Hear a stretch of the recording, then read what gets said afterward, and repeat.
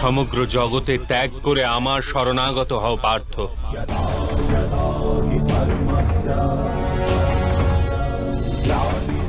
আমি সংসার, আমি সংসারের প্রতিটি কণা,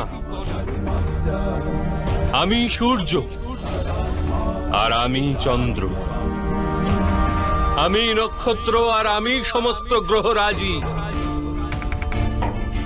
আমি সূর্য অপেক্ষাও অধিক পুরাতন আর বৃক্ষে বিকশিত কুড়ি অপেক্ষাও নূতন। আমি সমগ্র মনুষ্য জাতি, আমি স্বর্গ এবং নরক ধারণকারী শক্তি। আমি দুর্যোধন,